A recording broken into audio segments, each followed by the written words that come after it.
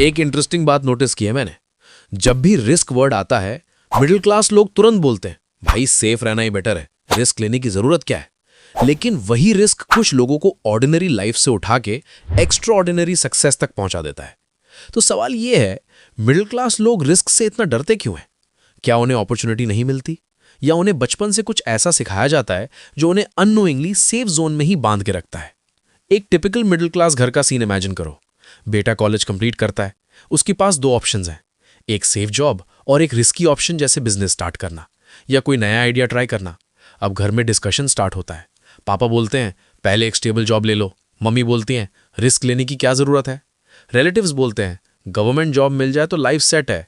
और धीरे धीरे वो लड़का भी बिलीव कर लेता है सेफ ऑप्शन ही बेस्ट ऑप्शन है। और इसी मोमेंट से एक पैटर्न स्टार्ट हो जाता है। कुछ टाइम पहले मैं एक आदमी से मिला, एज अराउंड 40 थी, काफ़ी टैलेंटेड थे, उनके पास एक बिजनेस आइडिया भी था। मैंने पूछा आपने ट्राई क्यों नहीं किया? वो थोड़ा मुस्कुरा के बोले रिस्क बहुत था। फिर मैंने पूछा अब रिग्रेट होता है? वो कुछ सेकंड्स चुप रहे, फिर बोले कभी कभी सोचता हूँ ट्राई कर लेता। और उस मोमेंट पर मुझे एक बात समझ आई, मिडिल क्लास लोग रिस्क से नहीं डरते, वो लॉस से डरते हैं। और लॉस का फियर उनकी लाइफ के बहुत सारे डिसीजंस कंट्रोल करता है।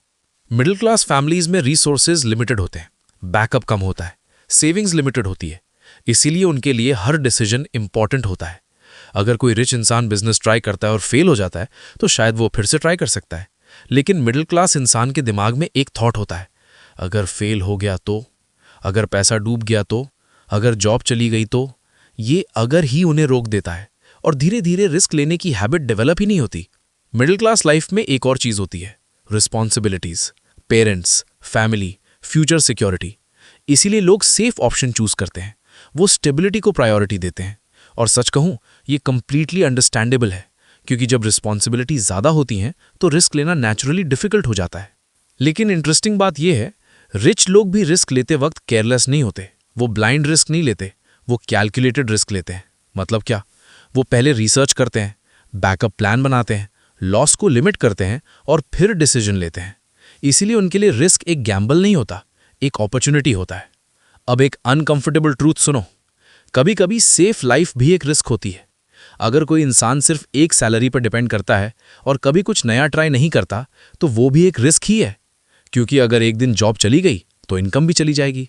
इसीलिए रियल क्वेश्चन ये नहीं है कि रिस्क लेना चाहिए या नहीं, रियल क्वेश्चन ये है कौन सा रिस्क लेना चाहिए। रिस्क का मतलब हमेशा सब कुछ दांव पर लगाना नहीं होता।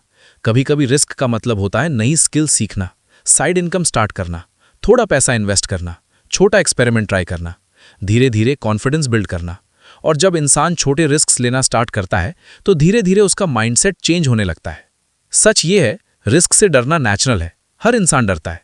लेकिन डिफरेंस ये होता है, कुछ लोग फियर की वजह से रुक जाते हैं और कुछ लोग फियर के बावजूद आगे बढ़ते हैं। मिडिल क्लास बैकग्राउंड होना कोई प्रॉब्लम नहीं है, लेकिन अगर इंसान लाइफ भर सिर्फ सेफ जोन में ही रह जाए तो बहुत सारी अपॉर्चुनिटीज कभी ट्राई ही नहीं होती।